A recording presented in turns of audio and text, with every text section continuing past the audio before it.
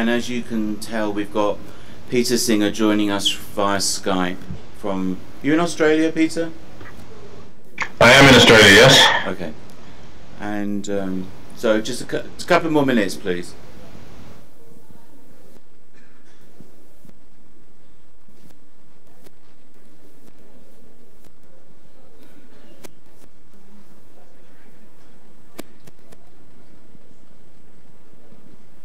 I'm just wondering, in terms of this echo, maybe it's because it's coming over your microphone, and I wonder whether if you turned off that microphone, it would kill them. If only I knew how to turn the microphone off. I'm sure there's somebody there who does.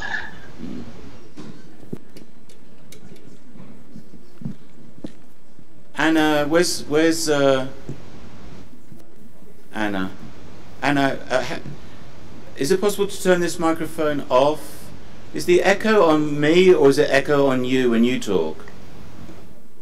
No, there's no echo on you, which is why I think it's probably coming over my microphone, because obviously there would be a slight delay, and if it's coming into the room as a whole, your microphone might pick it up. That's my guess anyway. Anna, I think that what we've got to try and achieve is that when Peter talks, all the microphones here are all turned off.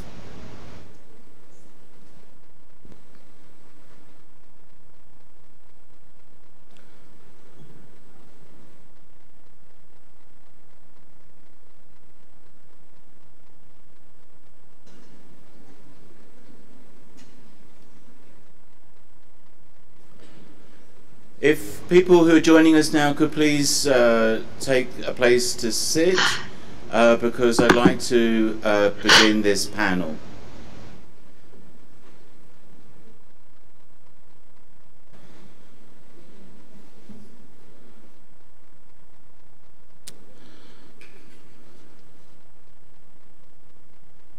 My name is Kim Stallwood and I have the honour of chairing this panel. And it is dedicated to the life and work of Tom Regan. And I'm just going to wait for a few more people to get settled.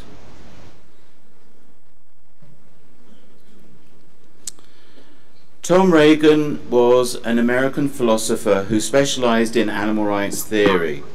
He was Professor Emeritus of Philosophy at North Carolina State University, where he taught from 1967 until his retirement in 2001. He died on February the 17th, 2017, at his home in North Carolina. He was the author of many books, including All That Dwell Therein, Essays on Animal Rights and Environmental Ethics, The Case for Animal Rights, Animal Sacrifices, Religious Perspectives on the Use of Animals in Science, Defending Animal Rights, and Empty Cages, Facing the Challenge of Animal Rights. Tom and his wife Nancy co-founded the Culture and Animals Foundation in 1985. Its mission is to advance animal advocacy through intellectual and artistic expression. I first met Tom and Nancy at the RSPCA Rights of Animals Symposium at Trinity College, Cambridge in 1977. As a vegan animal rights campaigner, I worked with them throughout the 1980s and 1990s. For example, the Animals and Society Institute, which I co-founded with Ken Shapiro, co-produced with the Culture and Animals Foundation several international compassionate living festivals. I also worked with Tom on NCSU's Tom Regan Animal Rights Archive, which is the only animal rights collection of its kind in the world. In 2017, I joined the board of the Culture and Animals Foundation, and I also want to recognize in the audience fellow directors Mia MacDonald, Martin Rowe, Joanne MacArthur, and Mylan Engel. It's a great honor to chair this evening's distinguished panel, who have been invited to reflect upon Tom Regan as a beloved friend, inspirational colleague, and brilliant philosopher. The order for this evening will be that each panelist will speak for 10 minutes. This will be followed by a panel discussion of 20 minutes and then a 15-minute question and answer period. that makes up the 2 hours for this panel, and I will make a brief conclusion at the end. Please know the panel is being translated for conference delegates into Spanish and is being streamed live,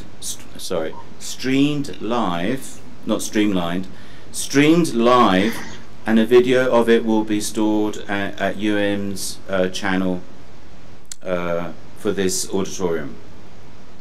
We will also place links onto the Minding Animals website so that we can catch up with it all later. A special welcome to those of you who are watching us live.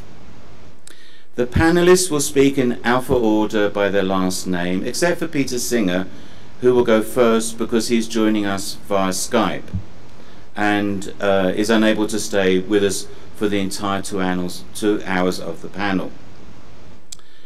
So I'm going to give you a brief introduction for each panelist, and then we will hand it over to Peter Singer, and then the UNAM tech person will hopefully turn the microphones off, and hopefully that will end your echo that Peter Singer is experiencing.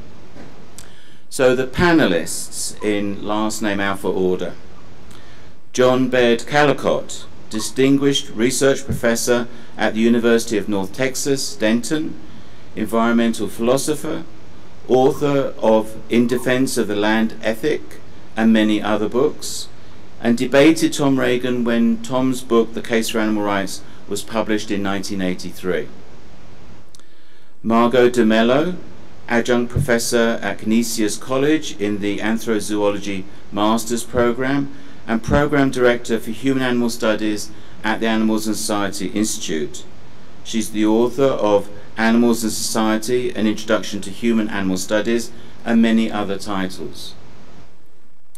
Mylan Engel is Professor of Philosophy at Northern Illinois University in DeKalb, Illinois.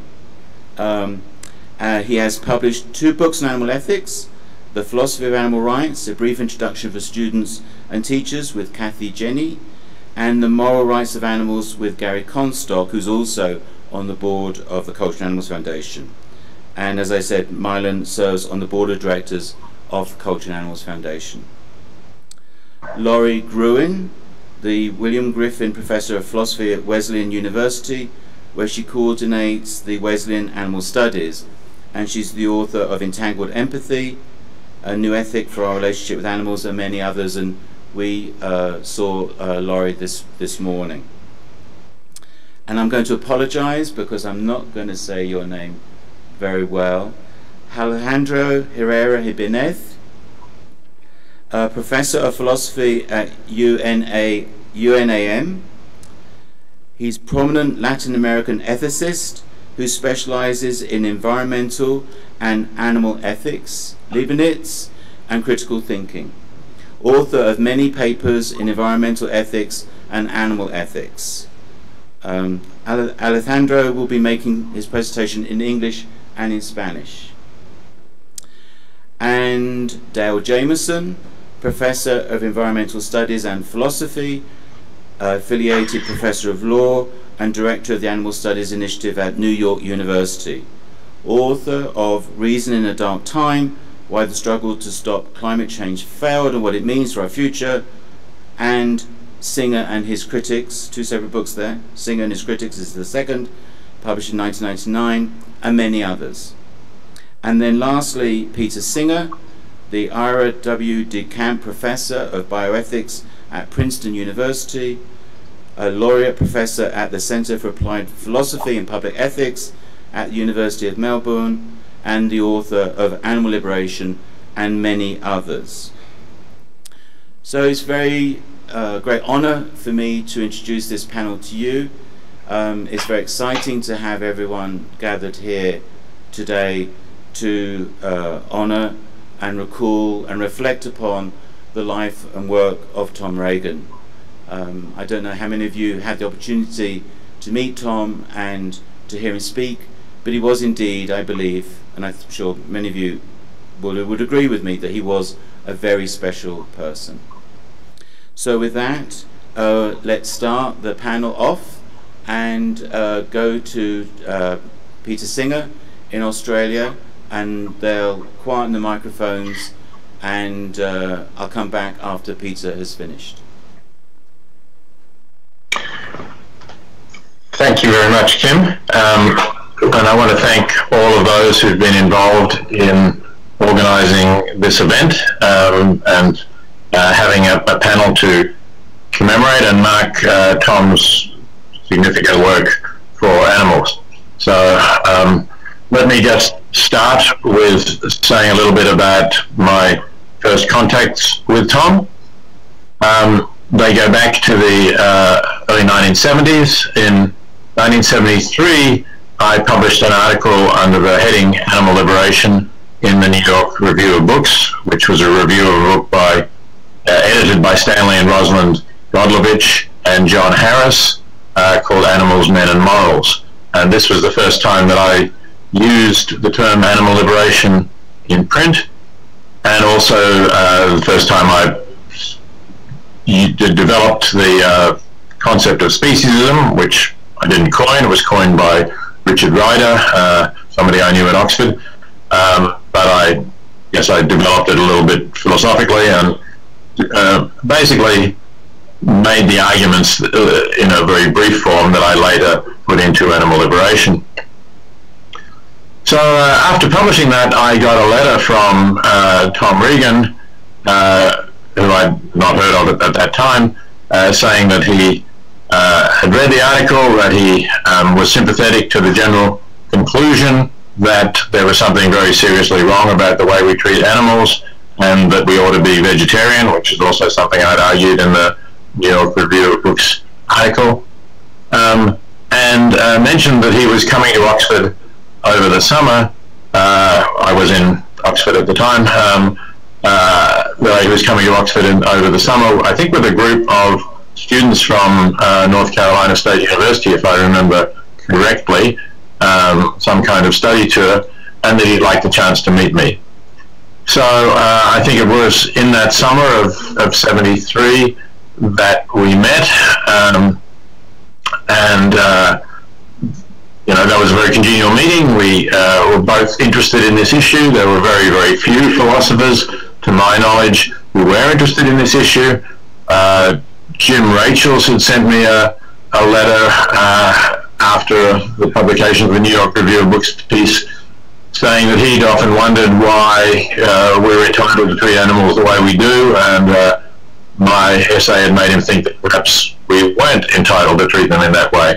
But I think he was the only other professional philosopher, apart from Tom Regan, as far as I can remember anyway, who really contacted me at the time with a positive response, saying something like, yes, I think I'm significantly in agreement with you on that issue. So it was good to meet Tom and to talk to him about those issues. And I suppose we had some correspondence. I was then thinking about writing Animal Liberation, I guess. It didn't come out till the fall of 1975. And Tom was also working on his own article, The Moral Basis of Vegetarianism, which came out in the Canadian Journal of Philosophy in October 1975, so pretty similar sort of timing to my book. So there was some contact between us there. But the other thing that happened was that in the fall of 1974, I came to New York. I had a one-year visiting position at New York University, and during that time, Tom and I met again at his place in North Carolina. I did go down to North Carolina for a colloquium in Chapel Hill, I remember, so maybe it was at the same trip. I don't really remember the details. He certainly invited me to North Carolina State University, and Nancy and Tom invited me to their home, so there was a very congenial meeting that we had there. And I think it was on that occasion that Tom suggested, or perhaps it could have been earlier, I guess, that we might co-edit an anthology or a collection of articles on questions about ethical questions about animals, which there were, really practically none at the time that we were doing this. There's certainly no contemporary, or very few contemporary pieces. There were pieces from Animal Rights, from Animals, Men and Morals, the book that I reviewed in the New York Review of Books. And of course there were historical pieces which were not very well known, and they'd been very much neglected, but there were some remarks by classic philosophers like Plutarch and Porphyry, then a long gap in the tradition going down to Montaigne and Descartes on the other side, of course, a variety of people. So we talked about putting that together and put in a version of Tom's Moral-Based Vegetarianism article and something from Animal Liberation. And we found a good publisher in Prentice Hall, so Animal Rights and Human Obligations, edited by Tom and myself, was first published in 1976, and did pretty well, as it was the only anthology of articles on animals around. As the issue attracted more attention and began to take off, it became quite widely used in classrooms, and eventually Tom and I produced a second edition in 1989, by which time, of course, there was a lot more contemporary material around. So we had that working relationship over that, and we continued to stay in touch. We felt that we were comrades in arms in a new movement, a movement that we were both very pleased to see was growing, started to grow quite rapidly in the 1970s, particularly with the founding of People for the Ethical Treatment of Animals, which Ingrid Newkirk and Alex Pacheco had founded, and that took off with a lot of publicity over the Silver Spring monkey case that they exposed, horrible experiments on monkeys conducted in Silver Springs, Maryland. So we were very glad to be part of that, and I think we spoke on a number of occasions on similar platforms and similar occasions, certainly at a March for Animals in Washington, D.C. And obviously there was a lot that we were fully in agreement on. So we were in agreement that speciesism is wrong, that we are not entitled to treat animals in the way we do treat them, that our entire thinking about the moral status of animals is misconceived, that it has started from the wrong place, and that there is some sense in which we and non-human animals are moral equals. And I think and we also agreed on practical matters. Certainly we agreed on factory farming being an abomination. We agreed on the fact that the whole institution of experimenting on animals, research on animals, was founded on the false premise that animals are just there for us to use, that they don't have moral claims upon us, except perhaps some minimal claims to not be treated with wanton cruelty. We thought that was a mistaken premise, that in fact we have obligations to animals that go far beyond not inflicting wanton cruelty on them. So those were all really important commonalities.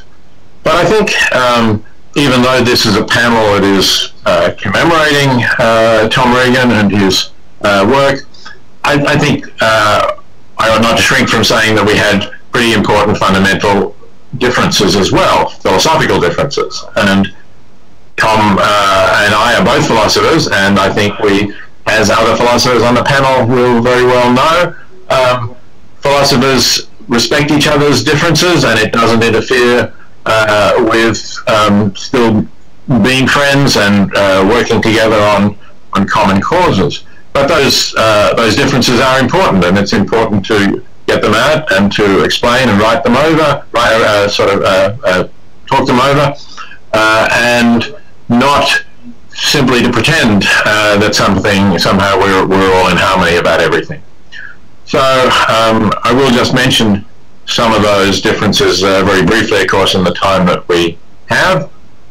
There was an exchange in Philosophy and Public Affairs that we had in 1980. Tom wrote an article on utilitarianism, vegetarianism, and animal rights, in which he argued against my view, essentially saying I think that utilitarianism doesn't support vegetarianism, and also he thought that it gets the wrong answers in terms of some questions about human rights, and particularly how we ought to treat what he called non-paradigmatic humans, what's sometimes called the argument from marginal cases, which goes back to Bentham, who asked, can an animal reason or talk?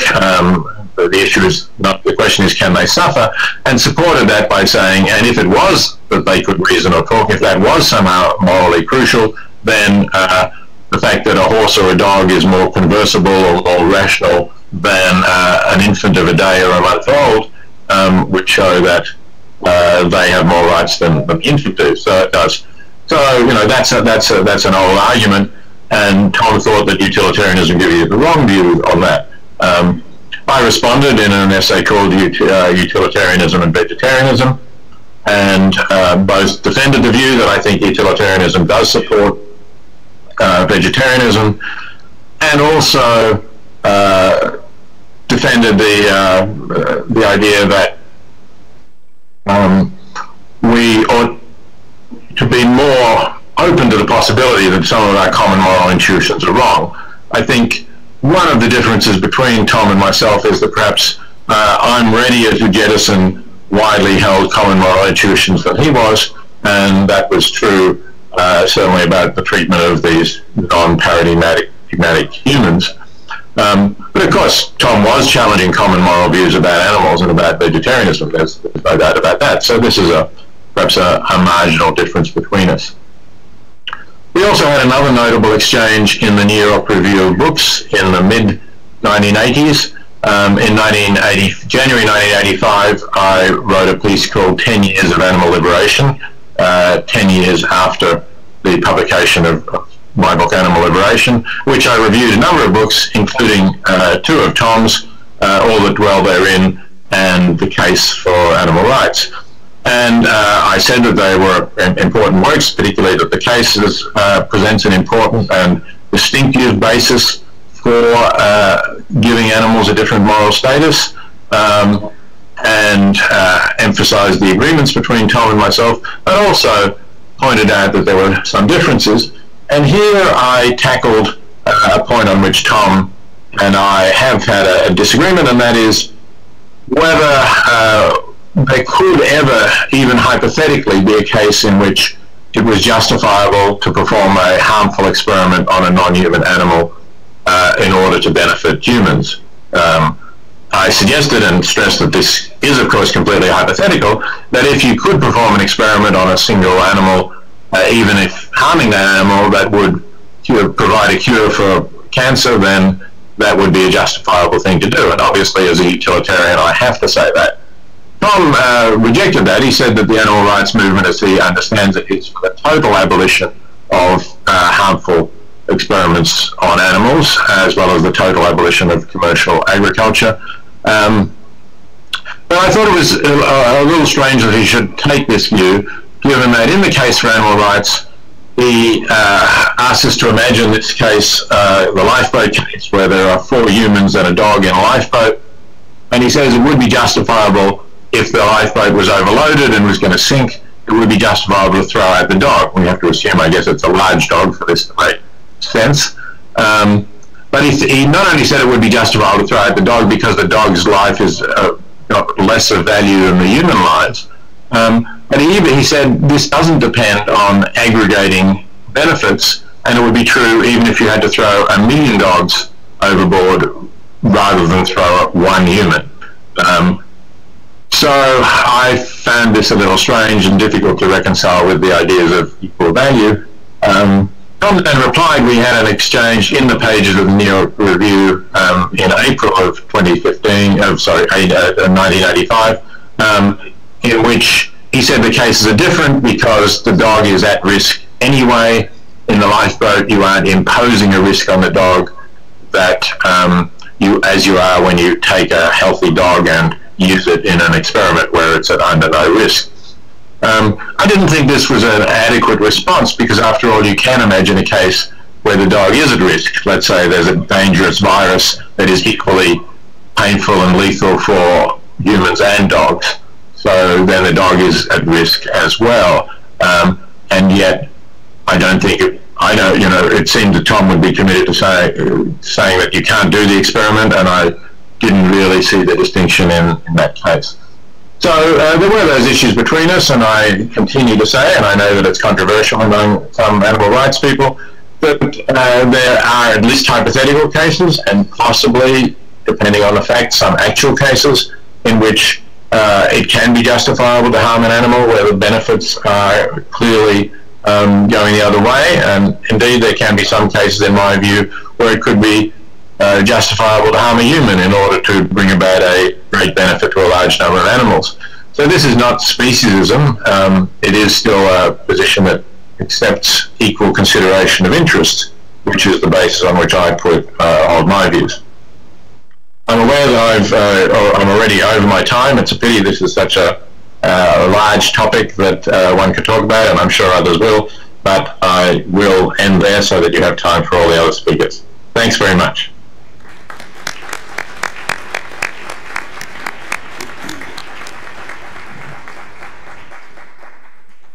Peter, can you hear me now speaking? I can hear you, yes, I can still hear you. Okay. Well, Peter, thank you very much for your contribution. Yes, you did go well over your time, and I'm only going to extend that courtesy to you because you're actually not physically in the room, but I'm going to let the fellow panelists know that they only have 10 minutes each. So, okay, apologies for setting a bad example. Yeah, don't get clever with me, Dad. So Peter, we will let you sit with us for as long as you're able to, and then if we see you disappear at some point, again, thank you very much for participating today. Yeah, I will have to go pretty soon, unfortunately. Thanks. Okay, so the presentation of the panelists is going to be in alpha last name. So the first person on the panel to speak is John Bed Callicott. And some of them are going to speak from the table and some of them are going to use the lectern. Thank you very much. Is this working? No. Closer. Speak closer. Thank you very much. There we go. I first engaged Tom Regan's work with an ill-considered screed titled Animal Liberation, a Triangular Affair. Tom was the first to charge that the Aldo Leopold land ethic, which I there interpreted and championed, was a case of environmental fascism, making the good of its individual members, including human members, subordinate to the good of the whole biotic community. And he was right. And that was a blessing because it led me to think about the land ethic more deeply and to better interpret it. The summary moral maxim of the land ethic is this: a thing is right when it tends to preserve the integrity, stability, and beauty of the biotic community. It is wrong when it tends otherwise. I had interpreted when to mean if and only if, but there was solid evidence that Leopold had meant just if by when, not if and only if. That is, preserving the integrity, stability, and beauty of the biotic community is a sufficient but not a necessary condition of a thing's being right. Other things, such as respecting individual human rights and perhaps animal rights, might also be right. That opened up the possibility of generalizing the communitarian foundations of the land ethic as a universal alternative paradigm for ethics alongside Kantian deontology, which Regan favored, and utilitarianism, which Peter Singer favored, as we've just heard, and virtue ethics, which was just around that time being revived by Alistair MacIntyre. In short, our many community memberships generate specific duties and obligations that preserve the integrity, stability, and beauty of those communities. We have specific duties and obligations toward family members that hold families together, and we have different specific obligations and duties generated by membership in the greater human community among them to respect universal human rights. And as members of various mixed human-animal communities, we have specific duties and obligations to fellow members generated by each such community membership, about which I'll be talking more fully in my plenary presentation. In a book review of Tom Regan's magnum opus, The Case for Animal Rights, I returned the favor. Tom there wrote that the goal of wildlife management, a field of applied science founded by Aldo Leopold, quote, should be to protect wild animals from those who would violate their rights, to defend wild animals in the possession of their rights, providing them with the opportunity to live their own life by their own lights as best they can, spared that human predation which goes by the name of sport. But then, shouldn't we, but then shouldn't we defend wild animals in the possession of their rights against predation by non-human as well as by human predators? To his everlasting credit, Tom resisted this implication right up to the last years of his life. He fully realized that intervening in the literally eons-old economy of nature to prevent animals preying on other animals would result in ecological havoc and total ecological collapse. And he fully realized that if this implication held up, it would constitute a reductio ad absurdum of animal rights theory, no less than if the charge of environmental fascism against it held up, the land ethic would be reduced to absurdity. And so he devised arguments against such intervention. The first was that non-human predators, unlike human ones, were not moral agents and thus could do no wrong. I countered that we protect the rights of humans against psychopathic human killers who are so mentally impaired that they cannot distinguish right from wrong. We do not punish them, but we do remove them from human communities in order to protect human rights. So by parity of reasoning, shouldn't we remove non-human moral agent, non-human killers from the biotic community in order to protect animal rights? His first argument lacking traction, Tom's last attempt to avoid the ecologically disastrous logic of animal rights theory came in 2013. He argued that we patronize non-human wild animal rights holders by attempting to protect them from predation by other non-human wild animals. We fail to respect their competence to protect themselves and their offspring. I reserve judgment about the success of this way of avoiding the conclusion that we have a duty to protect wild animals from predation by other wild animals. Instead, I want to laud Tom for trying. Other animal ethicists, Oscar Orta among them, I think, my friend whom I respect, now actually seem to be advocating purging nature of as many forms of suffering as possible, the ecological consequences of doing so be damned. To advocate willfully dismantling the web of life, eons in the making, on the basis of ethical sensibilities and theories arising only moments ago in evolutionary measures of time, appears to me to be completely mad.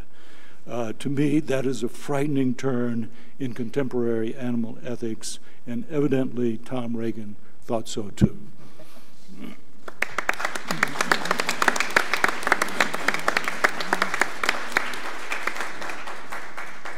Thank you very much for your contribution. The next speaker is Margot DeMello.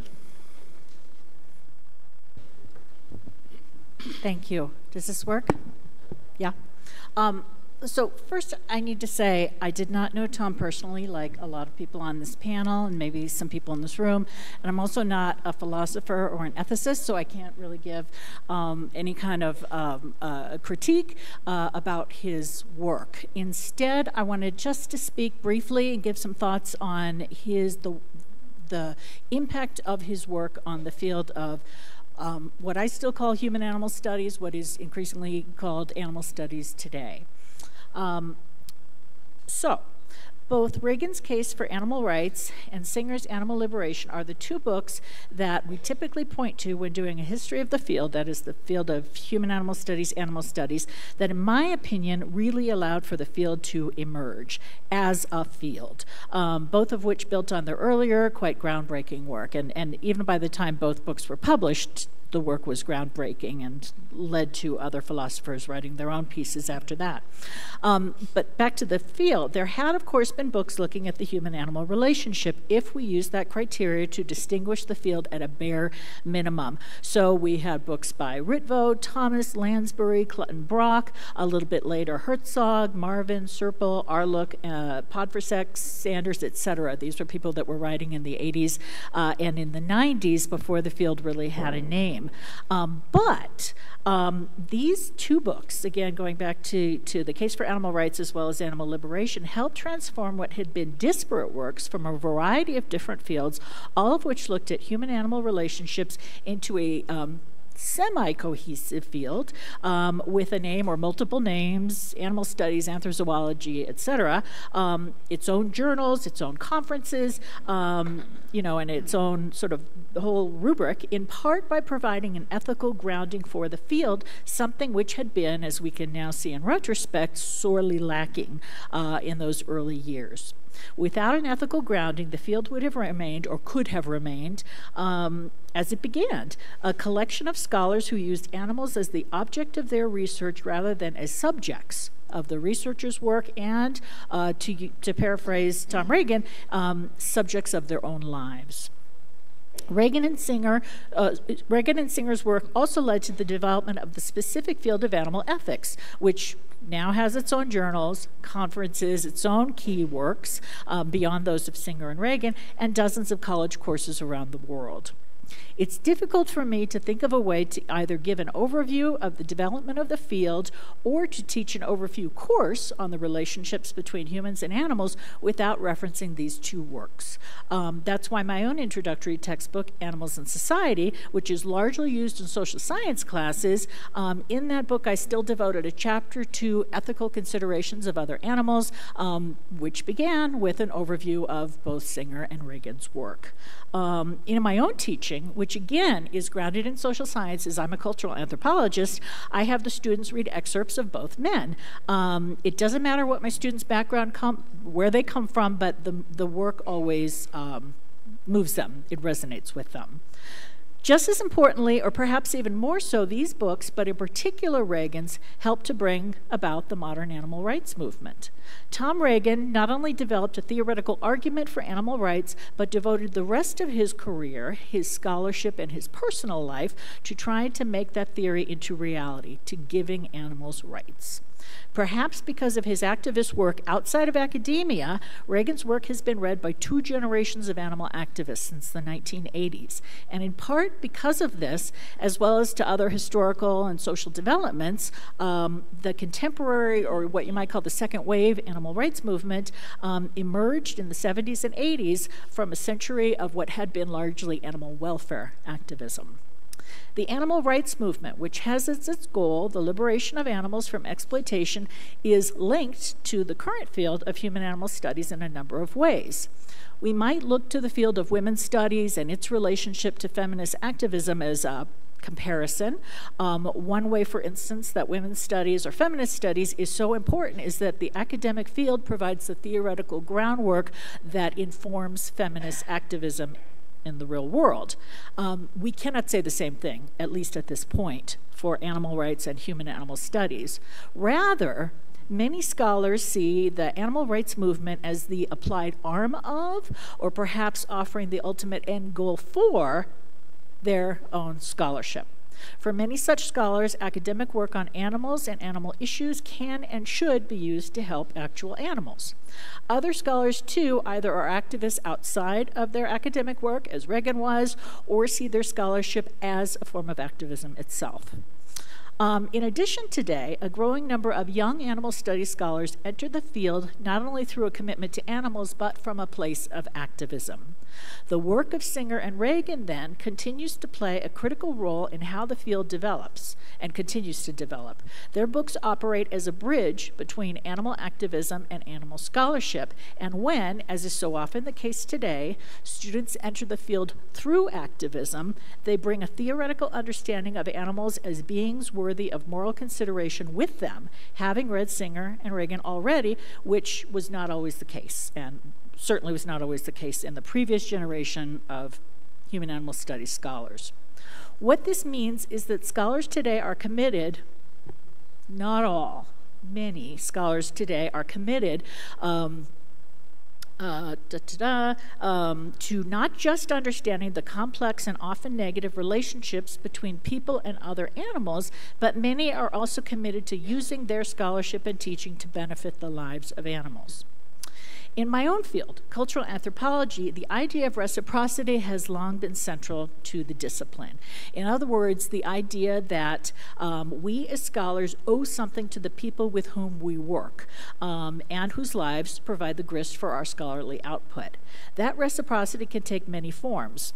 It used to, back in the old days, involve giving tobacco, liquor, and candy to the people. But today, the goal is that the benefits from the scholarly work should be shared equally among the researchers and the people and cultures who are the objects and subjects of their research. That idea has largely been absent from what we could call mainstream animal studies. I would argue that the founding generation of the field, the sociologists, the historians, the psychologists, and others who were writing about animals in the 1980s and 90s did not really consider how either their work might or could impact animals, nor did they address the ways in which animals suffer under human control, nor did they offer solutions to those largely unaddressed problems. The exception to this, again, is Singer and even more so Regan, who, as I mentioned before, whose scholarship and personal life and charitable work was devoted to animals. To me, this is the most important impact that Regan's work has had for the field. Students and scholars who have read Regan possess a shared understanding about why animals matter and a language with which to express that. On a more personal note, Tom Regan was also instrumental in building this field for another reason. In 2004, the Culture and Animals Foundation, in association with the Animals and Society Institute, which I think was called Society and Animals Forum back then, held the Compassionate Living Festival, which Kim mentioned. After that meeting in 2004, Ken Shapiro brought together a group of animal studies, human animal studies scholars at that time for a separate session on how to help build the field of human animal studies. At that meeting and at subsequent meetings after that, we developed a number of ways to do so, including creating materials for faculty to build their own majors or minor programs at their university, creating a listserv for faculty and for scholars and students to communicate. We decided to write a book together. This book, which is being sold by the Lantern Press table out front, is Teaching the Animal. This is essentially a guidebook for teaching human animal studies from 15 different disciplines. Two of the folks up here, Lloyd Gruen and Mylan, have both co-authored chapters in here, and in fact, Mylan and Kathy Jenny, who's out there someplace, their chapter on ethics is so popular in the book and so important to people who are building courses that Lantern also offers it as a standalone monograph, which you can buy by itself. So that is obviously super important. We also came up with the idea at that meeting, or maybe a subsequent meeting, of creating the Human Animal Studies Fellowship, the first year of which in 2007 was held at Tom's North Carolina State University, with Tom as the host and faculty mentor, and which ended up a few years later finding a home at Wesleyan under the mentorship of Lloyd Gruen. That program, which culminated in the 2016 Fellow Travelers Conference, also at Wesleyan, offered dozens of scholars from around the world the opportunity to work on a project of their own for 6 weeks and generated many of today's new generation of young scholars. So for that alone, I am grateful to him.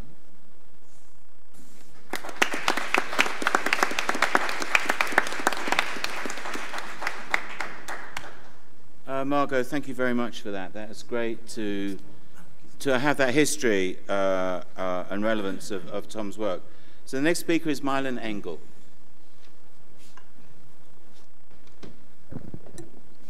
It's truly an honor, can people hear me? It's truly an honor to be able to publicly honor my friend and mentor, Tom Regan. I want to thank Kim and Rod and the rest of the Minding Animals board for organizing this panel. It's a privilege to be on the panel. 50 years ago, the suggestion that non-human animals have moral rights, indeed many of the same rights as human beings, would have likely been met with incredulous stares, if not outright ridicule, both within and outside the philosophical community. Fast forward to the present. A recent Gallup poll conducted in May 2015 found that 32% of Americans, poor terminology, U.S. citizens, believe that, 32% of U.S. citizens believe that, quote, animals deserve the exact same rights as people to be free from harm and exploitation. Another 62% believe that animals deserve, quote, some protection from harm and exploitation, while only 3% think that animals don't need much protection, quote, since they're just animals. The attitudes of philosophers have shifted as well. A poll of over 2,000 professional philosophers conducted by Brian Leiter in October 2012 found that 8% of professional philosophers are vegan, a rate 8 times higher than the general population, and another 25% are vegetarians, also about 8 times higher than the general population, making roughly 1/3 of professional philosophers vegetarian or vegan. Of the 67% of philosophers who are omnivores, more than half professed ethical doubts about their eating practices, presumably because they think they should be vegetarian or vegan. So, we are winning. We are winning the battle of ideas. What accounts for this sea change of attitudes? There are no doubt many contributing factors. Certainly the timeless work of activists, especially those who have risked and continue to risk their personal safety to secure undercover footage of the atrocities taking place in factory farms, scientific laboratories, and fur farms, has played a role, as has the nearly ubiquitous access to this footage via YouTube, Facebook, and other internet sources. But to spur this degree of activism and commitment to animal rights, there needed to be a catalyst, a compelling rational basis for thinking that animals have moral rights. Tom Regan provided that catalyst in 1983 with the publication of his groundbreaking book, The Case for Animal Rights. In this book, Tom spelled out what remains the most comprehensive and rigorous defense of animal rights to date. He also, and this is often neglected, he also provided the first and best defense of abolitionism in the animal rights movement. He began his defense of the rights view by arguing that other leading approaches to ethics fail. Utilitarianism fails because it sanctions sacrificing individuals for trivial gains in aggregate utility, something the rights view would never condone. Contractarianism fails because it entails that we have no direct duties to those humans, for example, infants, who are incapable of understanding the contract. In contrast, Reagan's rights view holds that all human beings have equal inherent value. Because all human beings are equally inherently valuable, Regan argues, they have an equal right to be treated in ways that respect their inherent value. What is it about normal adult humans, or what makes normal adult humans equally inherently valuable, according to Regan, is the fact that they are subjects of a life. Individuals are subjects of a life if they are able to perceive and remember, if they have beliefs, desires, and preferences, if they're able to act intentionally in pursuit of their goals or desires, if they are sentient and have an emotional life. As such, subjects of a life are some ones, they are not some things. They have biographies, not just histories. They have an individual experiential welfare. Their lives can fare well for them or fare ill for them over time. Since human infants, senile humans, and intellectually disabled humans are also subjects of a life, Regan maintains that they too have equal inherent value and the same right to respectful treatment as all other humans. Having argued that all subjects of a life have equal inherent value, Regan next observes that humans aren't the only animals who are experiencing subjects of a life. Many non-human animals, we now know mammals, birds, and fishes, are also subjects of a life in that they too are conscious creatures with preferences and individual welfares that are important to them. Since these animals are also subjects of a life, consistency requires us to conclude that they too have an equal right, that they too have equal inherent value and an equal moral right to be treated in ways that respect their value. And as such, they cannot be used as mere means to our ends. That, in a nutshell, is the case for animal rights. Regan then spells out the abolitionist implications of the truth of animal rights. When we treat inherently valuable animal subjects in ways that reduce them to the status of things, we fail to respect their inherent value. We violate their rights and we treat them wrongly. Since it's wrong to treat inherently valued subjects as mere things, the rights view calls for, quote, the total abolition of the use of animals in science, the total dissolution of commercial animal agriculture, and the total elimination of commercial and sport hunting and trapping. In a later work, Tom eloquently made the point as follows. When it comes to how humans exploit animals, recognition of their rights requires abolition, not reform. Whether we exploit animals to eat, to wear, to entertain us, or to learn, the truth of animal rights requires empty cages, not larger cages. Those familiar with Tom's written work know that he was one of the most powerful voices in the animal advocacy movement. What may be less well known was Tom's commitment to helping others find their own voices. In 1985, Tom and his wife Nancy founded the Culture and Animals Foundation, which Kim mentioned. That's the only all-volunteer organization exclusively dedicated to the intellectual and artistic expression designed to raise awareness of animal rights. Since its inception, CAF has provided grants to hundreds of scholars, artists, and performers working to improve our relationship with and our treatment of non-human animals, several of whom are participants at this conference.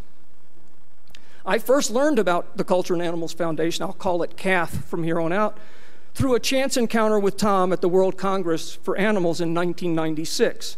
I was working with a team video documenting the event.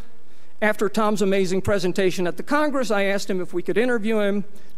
Tom had no idea who I was, yet he graciously agreed to be interviewed and was incredibly generous with his time. He spent over 40 minutes with me as we interviewed him. After the interview, Tom said in passing, "You should come to my conference." "Your conference? What conference is that?" "The Compassionate Living Festival taking place in Raleigh this fall." I took down the information about the conference and we said our goodbyes. I did attend the Compassionate Living Festival that fall and was amazed both by the quality of the speakers and by the depth and substance of their presentations. Not to mention the book exhibits, AR organization exhibits, the amazing vegan food in 1996. Wow. And the warmth and welcomingness of the conference. During the conference, Tom made a point of introducing me to each speaker despite having just met me in June. And at some point during the conference, he encouraged me to submit a grant proposal to CAF, which I did. The following March, I was surprised and elated to receive a handwritten letter from Tom indicating that the board had awarded me a summer stipend to complete my grant project. That grant led to my first article defending ethical veganism. Over the years, Tom continued to support my research and directed opportunities my way, but I was not unique. The interest Tom took in my work was no different than the interest he took in the work of other CAF grant recipients. Indeed, Tom used the Compassionate Living Festival to showcase much of the CAF-funded research. And I just want to conclude now with a little anecdote about the festival. It was such a privilege to be able to attend so many of the Compassionate Living festivals that I was able to attend. By popular demand, Tom always gave the concluding talk at these festivals. His talks were humorous, engaging, enlightening, and profoundly moving. Tom was one of the few philosophers who recognized that animal rights appeals to both the heart and the head, and wasn't afraid to appeal to both. In his concluding talks, Tom often expressed concern about, quote, revolving door animal rights activists.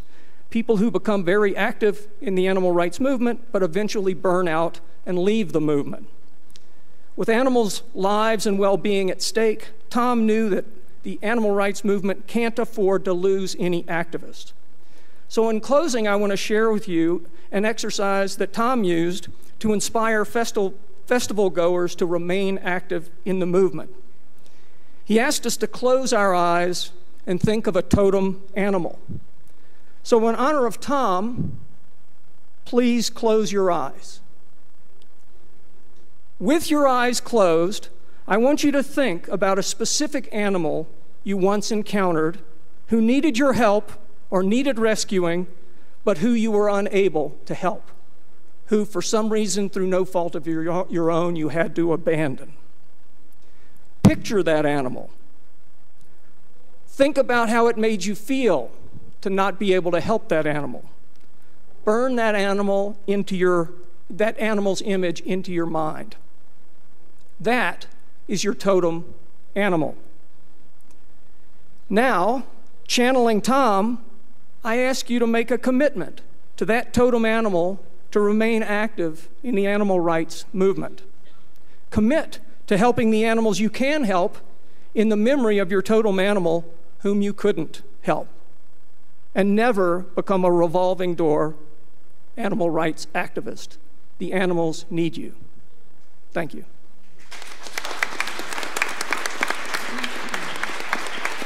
Do you want to sit here? Oh, okay. I'm next.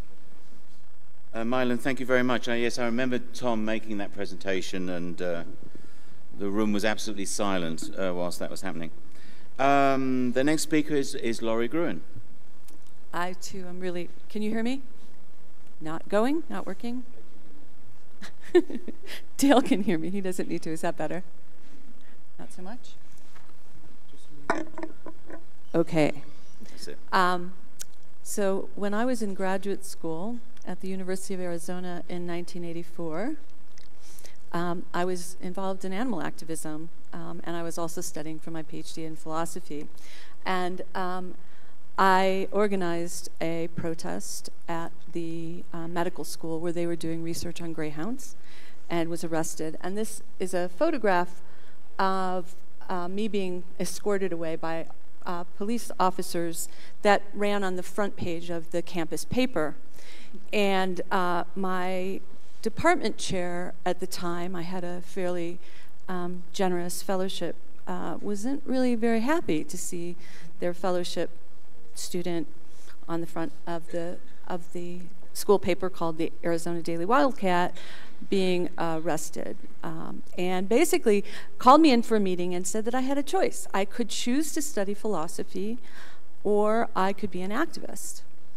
And so I left philosophy at the time, and I went to work at the nascent People for the Ethical Treatment of Animals as it was getting started. And in those very early days of People for the Ethical Treatment of Animals, there were just a handful of us living in a small house in Bethesda, Maryland. And as we grew, we moved to a little warehouse in Kensington. And during that period, I was working pretty much nonstop on the University of Pennsylvania head injury case. And I was traveling between Bethesda and Philadelphia and trying to organize an end to this baboon research in the Generelli laboratory. And I, again, working with PETA, helped to organize a sit-in at the National Institutes of Health. And that sit-in ultimately ended the funding of the Generelli laboratory. Sorry, Kim. And actually, there was a group of us that met in DC not too long ago to mark the 30th anniversary. But basically, this was a really big moment in the animal rights movement. And it was very momentous from the point of view of the animals that were being used, obviously. But it was also a really important and transformative event for me because Tom Regan was also in this 4-day sit-in with us at the NIH. And Tom, of course, was a professional philosopher and an activist. And I had just been told I had to make a choice between being a philosopher and being an activist. And so Tom being there was a remarkable statement about what was possible. He was also incredibly supportive of all of the other activists who we went in to the building expecting to be arrested and taken out, and it ended up that they decided to leave us stay.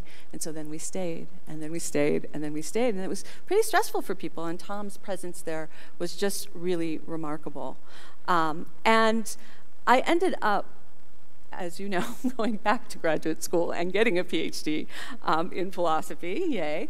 And a large part of that was that it seemed like I could do both of these things together. So to go back to one of Rod's comments earlier, there is an important way in which academic work and activist work can be done together. And Tom was a beacon of how to do that kind of work. After I got my PhD in philosophy, Tom and I would appear in various debates because, as Peter was saying, and as Baird was saying, we didn't always agree. One of the things that we were very strong to disagree about was whether or not his view was adequately able to incorporate some of the feminist insights that Carol Adams and Marty Keel had been developing. And there was really a concern that the rights perspective wasn't able to fully embrace some of the contextual and particular views that feminist scholars were developing. Tom was always able to say that he didn't see that this was a conflict. And I think at the time when I was younger and a little bit more ornery, I wasn't as appreciative of the ways in which this particular perspective that he had was able to be incorporated. I last saw Tom at Marty Keel's memorial, and we were reminiscing about our time at the sit-in. He kept saying, this is probably not something I should talk about, but he kept saying, "Remember that time we spent the night together?"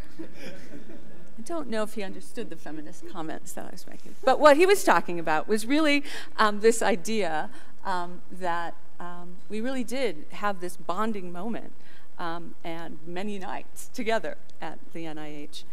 Anyway, I'm just going to be brief. I have a really terrifically fond memory of Tom, even though we disagreed considerably over the years. And one of the things I'm particularly interested in moving back to is this idea that Mylan was just talking about of a subject of a life. Really, the notion that animals have particular concerns about their own particular lives, their distinct points of view, their own personalities, and their resistance ultimately to be generalized over is something that was, I think, a central part of this notion of being a subject of a life. And it's something that I've been incorporating in my work, both with chimpanzees, but also with entangled empathy. And so I think it's really important in our recognition of the contribution that Tom Regan made, not just as an activist, not just as a scholar, but this notion of a subject of a life is really well worth returning to, and I encourage you all to do so in the context of remembering Tom Regan.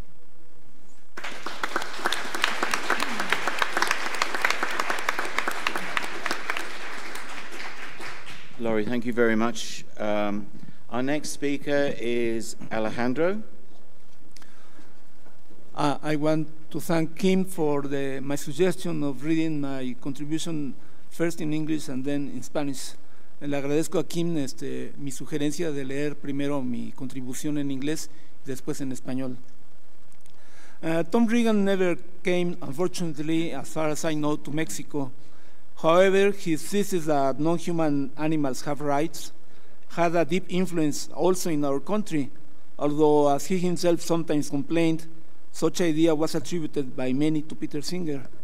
I've had the pleasure and the self-imposed duty to spread his ideas along many years of teaching, writing, and giving talks on animal ethics. I have even dared to claim that Singer would have to accept that animals have moral rights if we recognize that we have moral obligations toward them. 2 of his many articles were translated into Spanish, One in 1998, Animal Rights, Human Wrongs, from 1980. The other in 2004, Does Environmental Ethics Rest on a Mistake, from 1992. However, his main book, The Case for Animal Rights, 1983, took too long a time to be translated. It was published in September 2016, and my colleague Gustavo Ortiz, who must be somewhere over there, had the happy opportunity, thanks to Tom's wife, to show to him in 2017 an issue of the Spanish translation when he was at the hospital. Tom, already very weak, took a brief look at the book and smiled with a great gesture of satisfaction. He died, as you know, on 17 February last year. It was a real pity that it was too late for him to be with us for the presentation of his book at the yearly International Book Fair in Guadalajara last year in December. Tom, the philosopher ethicist, was also a committed activist. In his preface to the 2004 edition, he said some things as the following. I'm going to quote some phrases.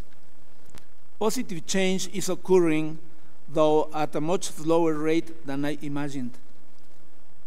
If I have learned anything, it is that the struggle for animal rights is not the faint of heart, for the faint of heart. I don't know what possessed me to think that a book in moral theory could change the world.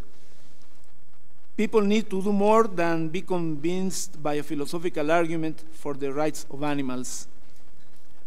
And in another book, The Struggle for Animals, he wrote the following. Among the most gratifying things in my life is my knowledge that I have played some role, however small, in making this revolution happen. The best tribute we can play to Tom Regan's memory is to keep struggling for the ideals to which he devoted his entire life. No tuvimos la suerte de que Tom Regan viniera alguna vez a México, hasta donde yo sé. Sin embargo, su tesis de que los animales no humanos tienen derechos tuvo una profunda influencia también en nuestro país, aunque, como él mismo se llegó a quejar, dicha idea fuese atribuida por muchos a Peter Singer. Yo he tenido el placer y el deber autoimpuesto de difundir sus ideas durante años a lo largo de mis cursos, escritos, conferencias y pláticas sobre ética animal. Incluso me he atrevido a sostener que Singer tendría que aceptar que los animales tienen derechos morales si reconocemos que tenemos obligaciones morales hacia ellos. Dos de sus muchos artículos fueron traducidos al español. Uno en 1998, Derechos Animales, Injusticias Humanas, de 1980. El otro en 2004, Se basa en un error, la ética ambiental, de 1992. Sin embargo, su principal obra en defensa de los derechos de los animales, de 1983, tardó mucho tiempo en ser traducido. Se publicó en septiembre de 2016 y en 2017 mi colega Gustavo Ortiz, que por aquí deben dar, tuvo la feliz oportunidad, gracias a la esposa de Regan, de mostrarle a este un ejemplar de la traducción al español cuando se encontraba hospitalizado. Tom, ya muy débil, vio el libro y esbozó una sonrisa de satisfacción. Murió en febrero 17 del año pasado. Fue una verdadera lástima que fuese demasiado tarde para que nos acompañase en la presentación que hice de su libro en la Feria Internacional del Libro de Guadalajara en diciembre del año pasado. Tom Regan fue un gran teórico, filósofo, eticista y también un gran activista. En su epílogo a la reimpresión de 2004 dijo algunas frases como estas: está ocurriendo un cambio positivo, aunque a una velocidad mucho más lenta de lo que me imaginaba. Si algo he aprendido es que la lucha por los derechos de los animales no es para pusilánimes. No sé qué me hizo pensar que un libro de teoría moral podía cambiar el mundo. Las personas necesitan algo más que ser convencidas por un argumento filosófico a favor de los derechos de los animales. Y en otro libro, The Struggle for Animal Rights, la lucha por los derechos de los animales, escribió: entre las cosas más gratificantes en mi vida está saber que he jugado algún papel, por pequeño que sea, para hacer que esta revolución suceda. El mejor homenaje que le podemos hacer a Tom Regan es seguir luchando por los ideales para los que él vivió con una entrega absoluta. Thank you. Gracias.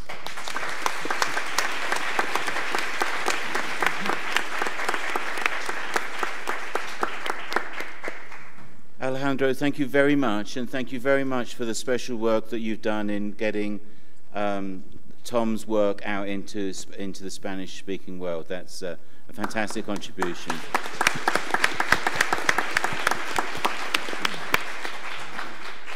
Now, I've just remembered I'm supposed to do a little housekeeping task here.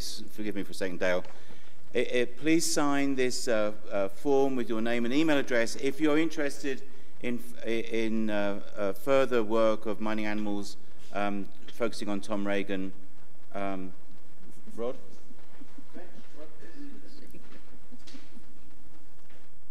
So sign up on this form with your name and email address if you would like to be kept up to date with more work that Mining Animals will do about Tom's work. We've got two. Okay, there's two. Okay, so our final speaker, our last speaker in this group is Dale Jamieson. So, thank you to all. This has been a quite enlightening and informative session, seeing the different pictures of Tom. I met Tom Regan early in January 1975. I had just fallen into a one-semester teaching job at North Carolina State University. My banjo-playing roommate had been teaching there, and his band had caught a break, so he was leaving town on short notice. The folks in Raleigh didn't have much choice but to take me. There was no reason for anyone to pay much attention to me. I was a graduate student commuting in 3 days a week from a house I was building by hand in the woods outside of Chapel Hill, and I was only going to be around for a few months. But of course, Tom befriended me. We discovered very quickly that we had some improbable things in common.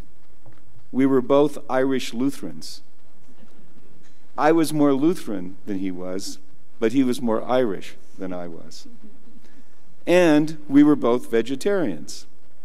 Now, here there was a difference. Tom was a vegetarian for moral reasons. I was a vegetarian because of someone I was dating. Now, Tom had just written his first paper on vegetarianism, the moral basis of vegetarianism that Peter had referred to. Now, at this point, the paper had been accepted, but it had not yet been published. I thought it was crazy, beginning with the title. There were lots of good reasons to be vegetarian. For example, impressing someone you're dating. But what did morality have to do with it? So, after spending a weekend with the paper, it no longer seemed crazy. I didn't agree with everything that Tom had written. This was philosophy, after all. But it was serious stuff. I wound up staying at North Carolina State until 1978, and I remember those years as a time of constant conversation. I would talk and drink myself silly, and wake up the next morning on Tom and Nancy's couch and find myself still talking. And while I was doing a lot of talking, Tom was doing a lot of writing. From 1975 to 1983, he was unbelievably productive, publishing more than 30 papers, capping it off with the publication of his masterwork, The Case for Animal Rights. If you read through Tom's writings from that period, you will see philosophy being done in real time. Tom tries out ideas, he takes them back, he reformulates them, he pushes them a little further, he revises them again, reverses, defends, and he finally settles on a view and works it out in great detail. The Case for Animal Rights is the most compelling work of the 20th century defending the rights of animals. The only book that compares with it in force and power is Henry Salt's 1894 book, Animals' Rights Considered in Relation to Social Progress, and that's a book I highly recommend to anyone who hasn't read it. In order to fully understand the importance of the case for animal rights, it helps to appreciate the philosophical landscape in which it was written. Since the 18th century, English-speaking ethics has been dominated by arguments between utilitarians and their critics. Utilitarianism, like all the views I'll briefly mention, comes in various sophisticated varieties. But at its heart, it's the view that universal happiness or pleasure is the ultimate good, and whatever acts promote this are right. This tradition has been more dominant in Australian and British philosophy than in American philosophy, but it's been influential in the United States as well. Peter Singer's 1975 book, Animal Liberation, was a natural consequence of this tradition. If you take seriously the idea that our moral duty is to produce universal happiness, then choosing tofu rather than turkey follows pretty obviously. The trouble is, not everyone accepts utilitarianism. The fact that utilitarianism implies vegetarianism, at least, can be seen as much as an argument against utilitarianism as an argument in favor of vegetarianism. American moral philosophy in the 1970s was dominated by two Harvard philosophers, John Rawls and Robert Nozick. Both were opponents of utilitarianism.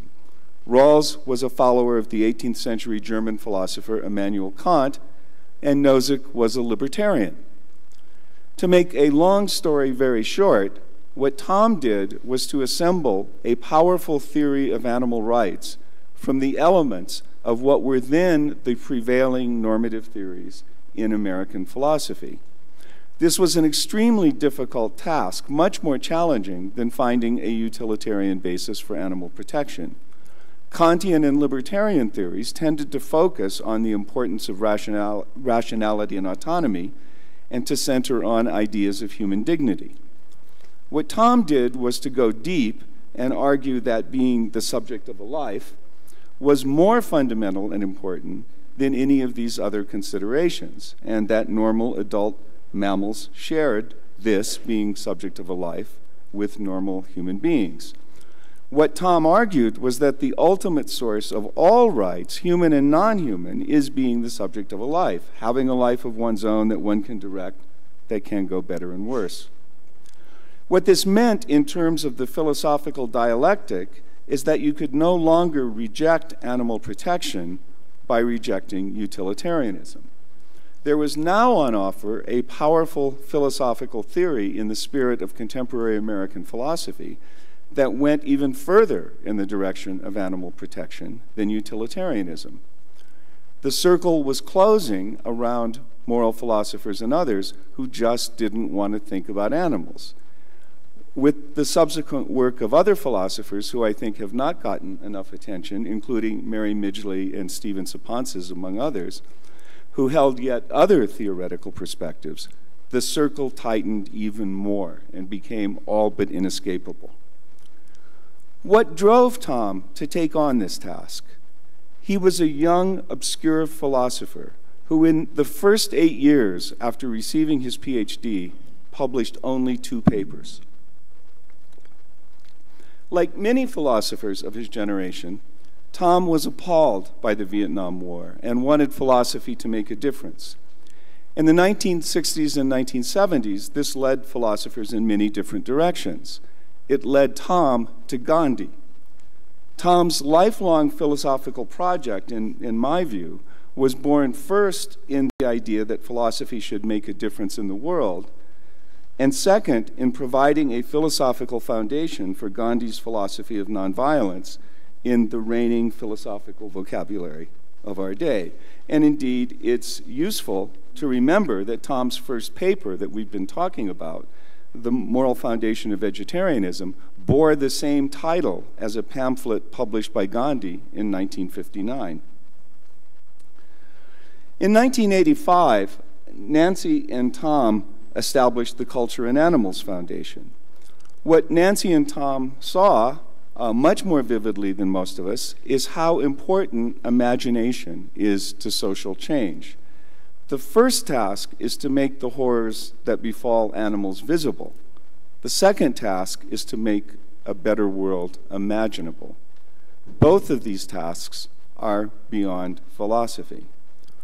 This again raises the question of how Tom got there when so many other brilliant philosophers seem to think that what was needed is one more argument and another dose of reason, this time perhaps in a louder voice.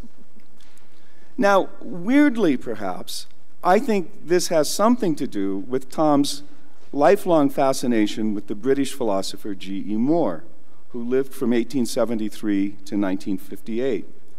Tom wrote about Moore in his dissertation, and after writing The Case for Animal Rights, he went on to publish a book on Moore and edit 2 volumes of his papers.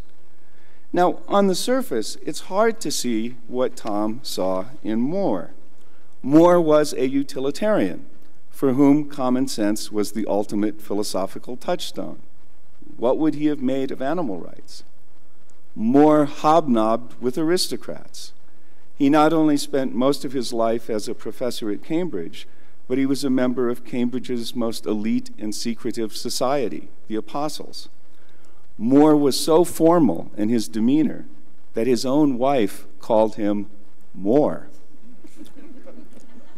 What Tom was attracted to, I think, was the young Moore, who was described by Bertrand Russell, quoting Russell now, as beautiful and slim, with a look almost of inspiration, with a kind of exquisite purity. It was this Moore who wrote in the last chapter of his masterwork, Principia Ethica, that, quote, personal affections and aesthetic enjoyments are by far the greatest goods we can imagine. Moore was the prophet of early 20th century Bohemia because he was an early exponent of all you need is love and beauty. And this with a heavy dose of moral rigor inspired by the greatest of all Lutheran philosophers, Immanuel Kant, works pretty well as a credo for Tom's life. Tom's aesthetics not only ran to the visual arts and photography in particular, but also to good Scotch and a well-drawn pint of Guinness. And his personal affections ran very deep into a great many people, including many people in this room. And of course, they also ran to all those suffering animals. Thank you.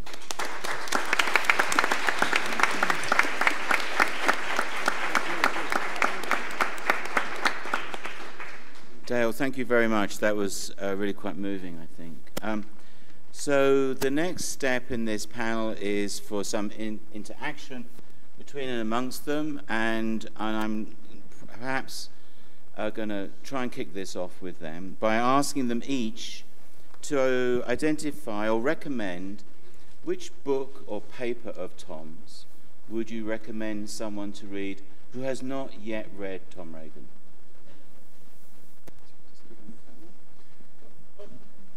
You can answer this in any order that you want. Just make sure everyone can hear you. The paper that I think has been most important is One Argument. How does it go? One Argument in Defense of Animal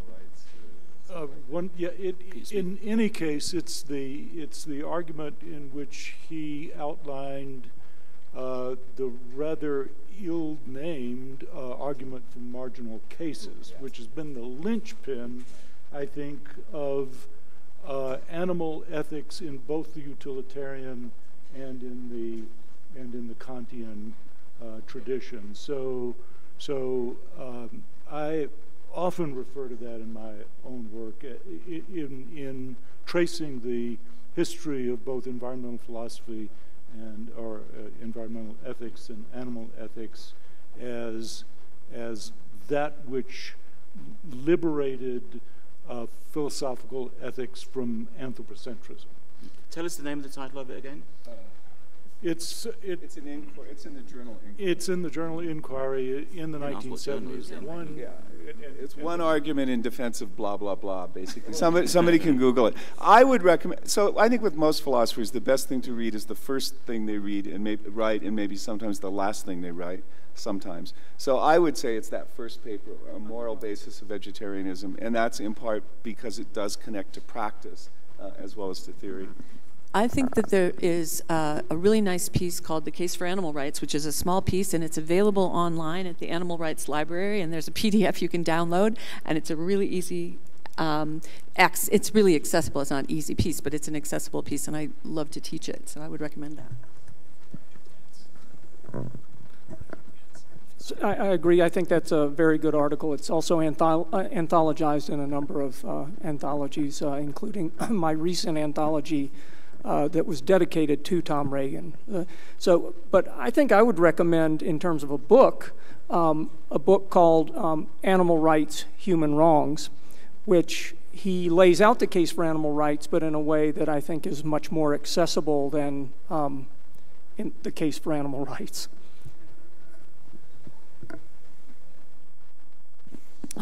I don't remember the title of the one I was going to recommend, but I suspect it's the one that Lori recommended. Is it in the Animals Reader, Caloff and Fitzgerald's? Then that's the one, The Case for Animal Rights. It's a good introductory text. Well, for those people who are not much into philosophy, sometimes it's easier, instead of reading directly the arguments, going to the person, to his biography. And in that sense, I would recommend to read the preface to this book, The Struggles for Animal Rights, where he describes his childhood and how he got into the animal rights movement. And also I would recommend to read the preface to the 2004 edition, because it tells us much about how the creative work functions. He describes how he was kind of possessed by a spirit and couldn't stop writing and writing and writing and writing and not doing nothing else than writing this book. It's incredible to see how for somebody who is interested in the creative process, is very instructive. Good, thank you. They're all very helpful suggestions. Do either of you, any of you, have a question you'd like to ask of each other? No, you don't. Does anyone else? No? Okay. So what we can do now is... Baird did. Oh, you did, Baird? I'm sorry, go ahead. Well, I have a question for Dale, and that is, you say it's very obvious from a utilitarian point of view that we have animal ethics, and yet the first person to really articulate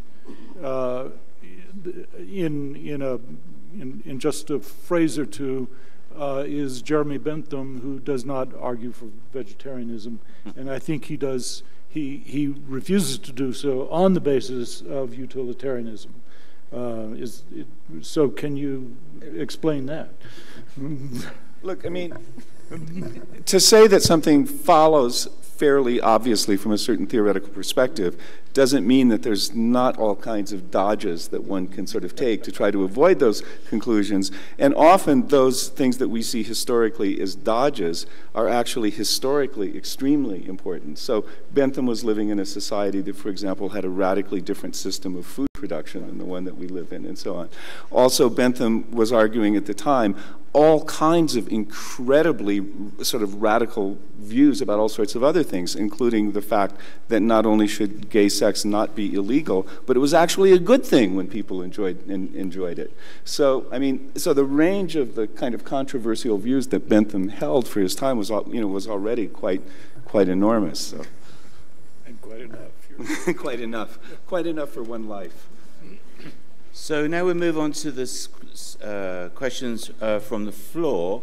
And as is my practice when I chair a session where we take questions from the floor, I'm going to take first questions from women only. So the men can wait, and I want to let women have the first chance to ask questions. So we have microphones.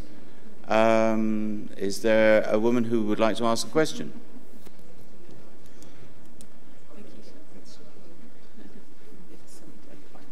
No one? At the back there, please. Wait for the microphone. Can I just say, first of all, it was a lovely panel. I really appreciate it. I was really, really good friends with Tom, and he was very, very supportive. And I promised to tell Nancy how well it went. So thank you so much. But I do have to say that I know that it's really kind of everyone to think about that women should go first. But as a longtime feminist, we really do have a really great voice anyway, and you don't really have to worry about it. We'll speak up. That's an opinion of a 66-year-old, but I did talk to other younger women who felt that we didn't really want somebody to say, okay, you guys can talk first. And that's, again, an opinion. But I just thought I'd mention it. The reason why I do this is because I go to so many meetings and I see so many questions and answers where men ask the first questions and they invariably ask the first, the second, and the third, and the fourth, and then eventually a woman asks a question. And when I've done this, I've always seen that the women have the opportunity to ask questions first. And I will continue to do it because I think it's the right thing to do. If you want to wait until men ask the question for you to ask the question, that's fine with me. So I appreciate your comments and thank you very much. So is there anyone else like to make a question? Yes. I think this sort of fits well. I'm just curious if anybody knows what role or contributions Tom's wife played. So very often, scholars do not work in isolation of their partners. And so I just find myself curious if anybody knows whether they collaborated or did he lock himself in a room and do all this stuff. Yeah. I'm happy to say something, and then Tom and Nancy were very, very close. Where's the lady gone who's asked the question? I can't see her now. They were very, very close. And I don't know if they collaborated in a formal way in the sense of writing, but I know that they were very much as one in in sharing the same beliefs, and that there must have been many conversations that happened in the Regan home over the years on many different issues. They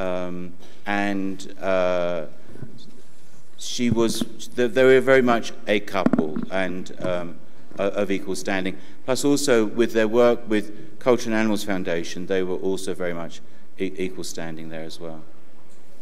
Well, I was just going to say that Nancy played a really instrumental role in the Compassionate Living festivals and took on almost all of the organizational responsibilities, which were enormous. Putting on a vegan conference in Raleigh, North Carolina in the 1990s took a great deal of work. The conferences were fairly large, 200 people. So she did a lot of work there. And in terms of the grant proposals, all of the grant proposals come into Nancy as still today. She organizes them and distributes them to other board members. So she has played a critical role in advancing the ideas of animal rights through CAF. Dale? No. Like many people here, I never got to meet Tom Regan, but it's thanks to him that my first book was published. In 1989, an acquisitions editor from Temple heard a talk that I gave at NWSA called Ecofeminism, Women, Animals, Nature, Feminist Animals and the Environment. It was the first time that I'd met Marty Keel and Ariel Sulla, and we started the NWSA Ecofeminist Caucus. And this acquisitions editor said, I think I know a good series for you. It's called the Ethics and Action series. And I had never published anything. And he just opened doors for me, and I never met him. And I want to know, how did that series get started? Do any of you know, how did he get that series launched? So there's a woman named Jane Cullen, who I think some people in this room know, who was editor at Temple University Press at that time. And she and Tom formed a very close bond very, very early on. And so she was the person who was the in-house Temple University Press editor for the series that Tom edited. So Jane, who is still alive and in New York, although I think she's not particularly well, is also a very important sort of indirect cause for the good things that came to you through Tom, Greta. Okay, any more questions? By the way, before you put a question, Greta, you did not say your name or introduce yourself or the title of the books.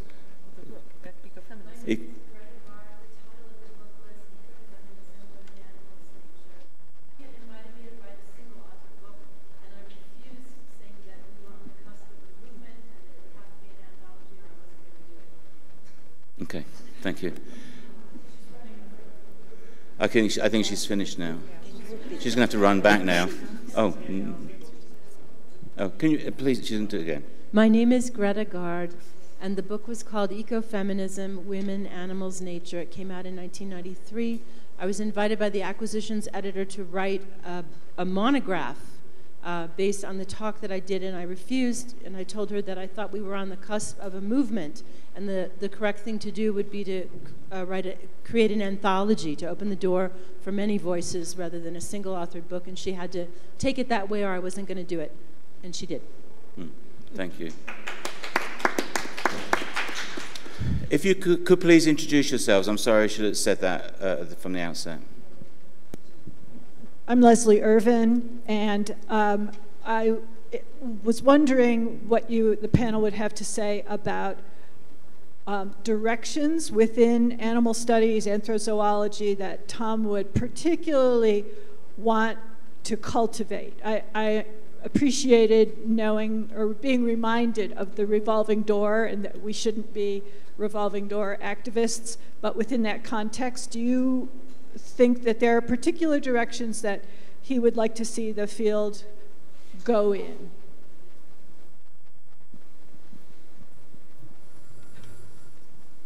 I think that Tom would be most glad about the direction that animal ethology or ethology has taken.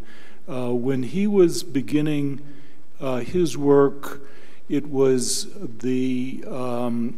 professional suicide for ethologists to refer to anything except the external behavior of animals. Tom was, of course, one of the first people to insist upon the rich subjectivity of animals, and now the pendulum has swung in a different direction. The Mark Beckhoffs of the field have won the day, and as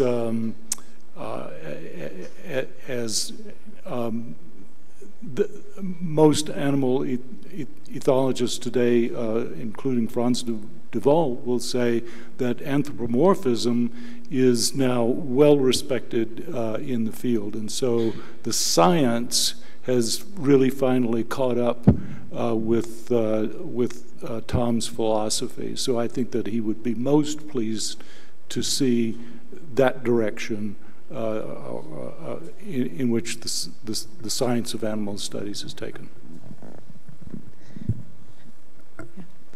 As I was indicating, I think following up on what Margot said too, I think that it's really important.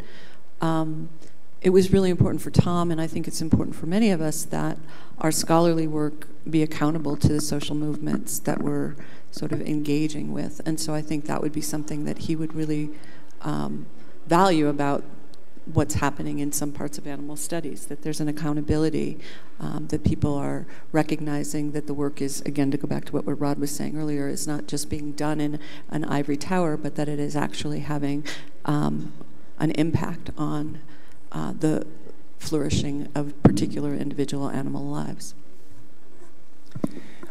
In his book, Empty Cages, in the final chapter of that book, he talks a little bit about the kinds of campaigns that are consistent with the animal rights program, and he actually does endorse a form of incrementalism, even though he's an abolitionist.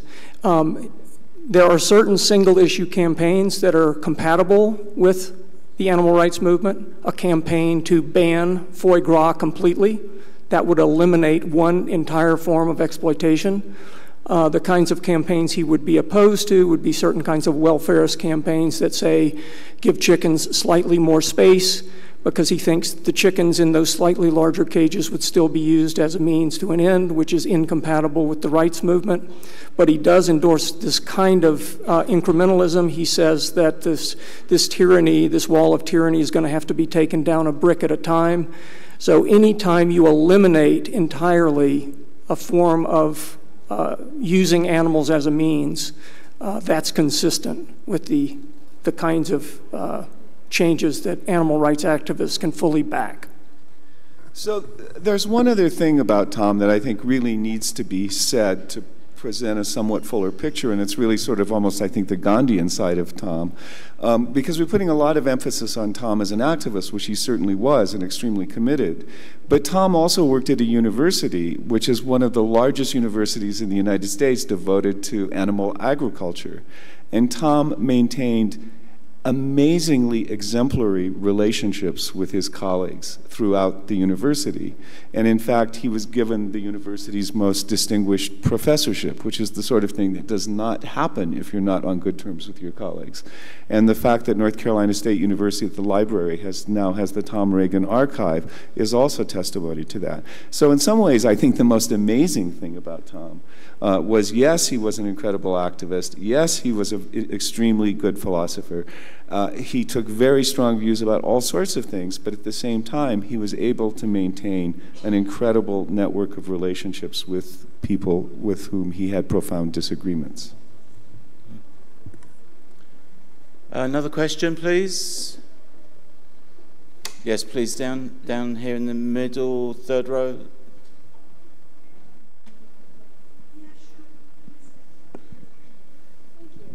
Thank you. Hello, I'm Heather Kendrick.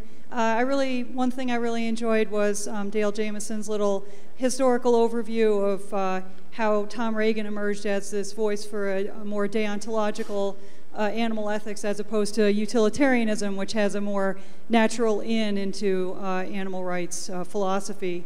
So the question I'm wondering about is, and this is for anybody but perhaps especially for Dale, recently there's been a trend toward more explicitly neo-Kantian approaches to animal ethics, and I know that Tom Regan resisted attempts to call him the Kantian animal ethicist, and for good reason, because Kantian has a good reason to be kind of a bad word in animal ethics. But in more recent times, some animal ethicists or some Kantians are trying to reclaim Kantian as something that is okay to be in animal ethics. So I'm wondering, is that something that owes its influence to Tom at all, or do you think that's an entirely separate tradition that happens to be springing up in that way?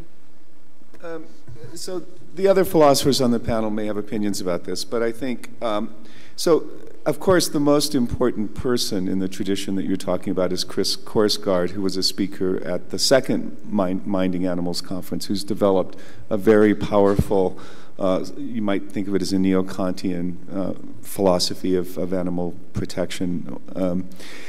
The key move for someone like Korsgaard, I think, and others in that tradition, is the naturalization of a lot of stuff in Kant that required commitment to things that most of us would no longer be committed to.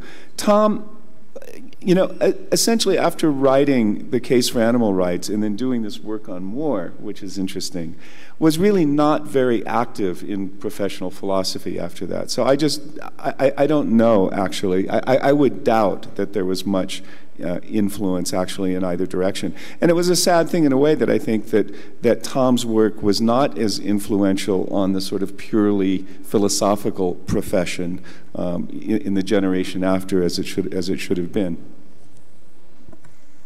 Anyone else want to comment on this? No? Well, thank you very much. Another question?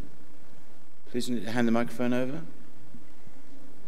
Hi, I'm Annette Bickford, and I'm from Toronto, York University. I don't know anything about Tom. I'm going to start reading. But I wonder how he would feel about the Inuit in Clyde River who have just brought the first Supreme Court case from Nunavut, the first Canadian Supreme Court case on seismic testing. And they're against seismic testing because it's deafening the sea mammals that they rely on for their food. Now, there's also food being flown up there, which is very costly. And I've got a friend who did seismic testing. She did, she's a marine biologist, and she did a lot of work on sound and seismic testing. And she said that, you know, some of the Inuit that who she spoke with expressed ambivalence about killing whales, narwhals, and so on. They did express some ambivalence about it.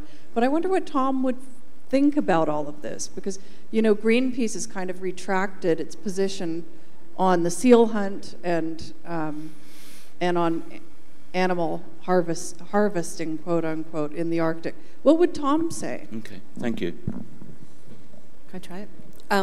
So I think it's really important to understand the abolitionist perspective that, I mean, I think Mylan just really importantly highlighted that Tom was definitely could be an incrementalist in the sense that there could be particular campaigns that would end a certain kind of instrumentalization of animals. But I don't, my sense, and correct me anybody if I'm wrong about this, but the position that he was trying, that he did actually advocate is a position, an abolitionist position, a position that says that we are not under any circumstance entitled to use others who have lives that matter, whether that's indigenous lives that matter, whether that's black lives that matter, whether that's whale lives that matter, that it's not something that we can ethically justify. Now, having said that about abolitionism, I think it's also really important to recognize that, and the way I like to think of abolitionism is as an aspiration, as a way of imagining a different kind of world. And so I think I think Tom would be opposed to indigenous slaughter for these reasons. It actually didn't come up in any of our comments, but the kind of rights that Tom Regan defended were negative rights. Rights to non-interference, rights not to be harmed, rights to be left alone. And so if these animals are being killed, then they're not being left alone. There's an interesting twist to having negative rights. That is, the only sense in which we have positive duties towards animals is we have positive duties to prevent people from violating the negative rights of animals. So if there are some corporations that are violating these animals' rights, as animal rights activists, we should be working to shut them down. It might also be worth adding, just as a philosophical postscript, that and some of this was coming out in some of the things Will Kimlick has been saying in sessions today, is that a lot of philosophers tend to think of rights as being defeasible, as being pragmatic stops, as being things that can be given kind of consequentialist justifications. This was not Tom's view of rights. I mean, this was a view of rights that was about and this is the connection with Nozick and libertarianism. I mean, this is a view that was about as absolutist about rights as you can get. If I remember correctly, and Mylan, correct me, or any of you, correct me if I'm wrong, I think Tom wrote in The Case for Animal Rights there was the fundamental right of respect respectful treatment, which was a positive affirmation of rights. And I think you're right. There was, for Tom, rights were a line drawn in the sand. We've got time for one more question, then I'm going to wrap it up. Okay, we'll let that one man now ask a question. The token. See, I'm sure these questions would not have been asked if I had opened out straight to everyone.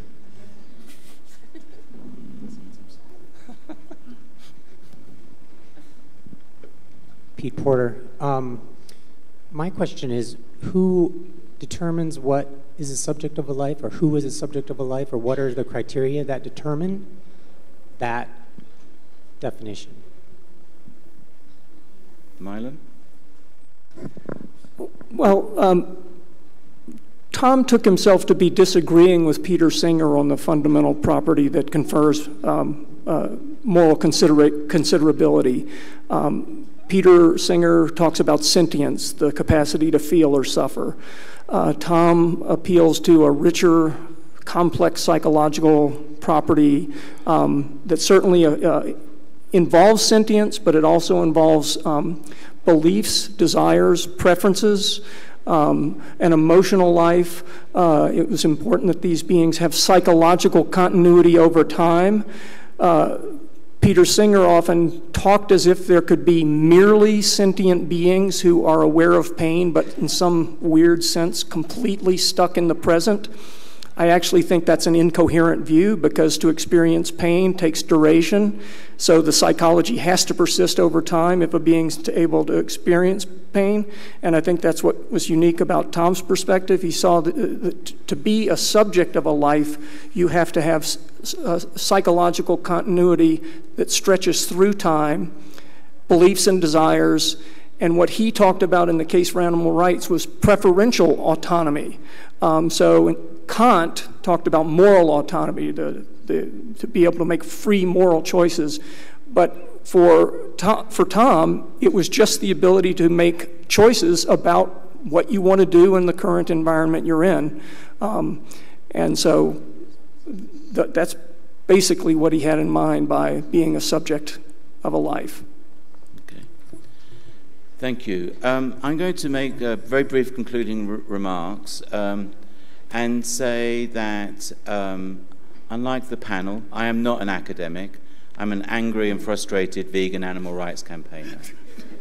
And I want to speak from that point of view about Tom's work, because I've had the benefit over the years of seeing the publication of Singer's book, Animal Liberation, in '75, and reading that and learning how to read philosophy, having not been taught it, and then meeting Singer and learning more about his point of view, and then discovering Tom Regan and his work, and realizing that there was actually different points of view that could be had here, and then spending time with the Regans and being with them as activists, not as a philosopher, and then with the influence of ecofeminism.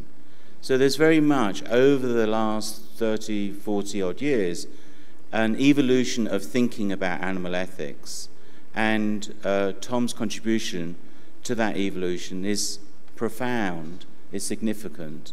And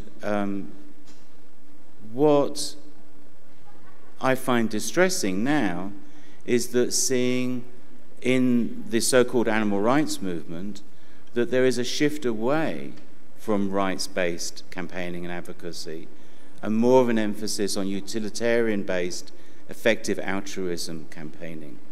And that is an issue that I think that the animal rights movement, or more broadly, however you want to describe the animal rights movement, that is something that we need to be very aware of and fully discuss, because the movement is going in a direction which I think is actually moving away from what Tom Regan advocated. So with that very sobering remark, I want to thank you all very much for coming, and I want to join in thanking the panel.